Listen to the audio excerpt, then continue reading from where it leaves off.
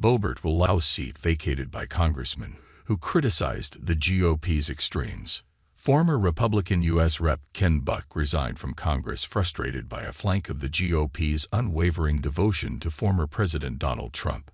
Now he will likely be replaced by one of that movement's most boisterous leaders, Rep. Lauren Boebert. Boebert, who has built a name as a headline-grabbing devotee of Trump, won in Tuesday night's Republican primary election in Colorado's 4th congressional district. She joined the district's race late last year, escaping what would have been a tough re-election bid in the seat she currently holds and nearly lost to a Democrat in 2022.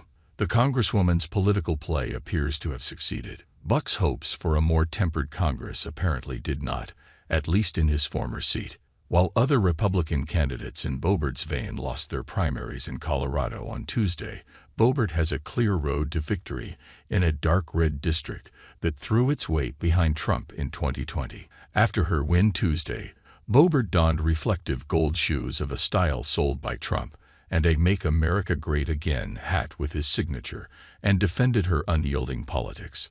While some may disagree with her style in Washington, she said, nothing happens without force. But that road to victory in Tuesday's primary wasn't so clear. The roll of the dice to hop districts came after a dicey moment in the fall, when the Congresswoman was caught on tape vaping and causing a disturbance with a date at a musical production of Beetlejuice. Boebert was also beset along her journey by accusations of carpetbagging from fellow Republicans. Buck, a staunch fiscal conservative and alumni of the hardline House Freedom Caucus that includes Boebert, has avoided publicly airing his thoughts on his likely replacement. He declined a request for comment for this article, but the former congressman has broadly criticized his party's parroting of Trump's false claims that the 2020 election was stolen, questioned efforts to impeach President Joe Biden, and dismissed some in his party's claims that those charged in the January 6 Capitol riots are political prisoners. Boebert has had a hand in much of it. In a recording of Buck at a private event initially reported by Politico, the former congressman said, "She makes George Santos look like a saint." Santos was expelled from Congress last year. Drew Sexton, Boebert's campaign manager, said that voters backed the Congresswoman because they saw her political obstinance in Congress as promises kept on the campaign trail and her apologies as sincere. "She's shown that she's contrite. She is committed to doing things better for her personally, and she's absolutely making the right votes," he said.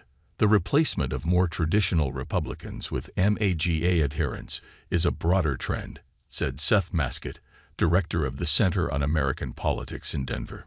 Some of them have tried to fight it, and some of them have just decided to resign, and for the most part they are replaced with people who are much more loyal to Donald Trump. That's very consistent with the direction of the party, Maskett said. However, in Colorado, that picture is complicated by the race in Boebert's current district. On Tuesday night, voters in the 3rd Congressional District went with Republican Jeff Hurd, a Grand Junction attorney who'd racked up endorsements from a wide range of prominent local Republicans, over MAGA adherent Ron Hanks. Hurd has pitched himself as a low-key, spotlight-adverse conservative in the more traditional mold. Hurd will face Democrat Adam Frisch in the general election. Back in the 4th, while Boebert stands roughly 3% ahead of the Republican runner-up with nearly all votes counted Wednesday, more than half of voters cast their ballots for one of the other 5 candidates. Boebert offers kind of a mixed lesson to other Republicans, said Maskett, pointing to her near loss in 2022 in an otherwise Republican-leaning district. There's maybe not that much of a price, but there is some price to be paid for acting in very brazen ways and for embracing Trump too much. CPR's Megan Verlee contributed to this story.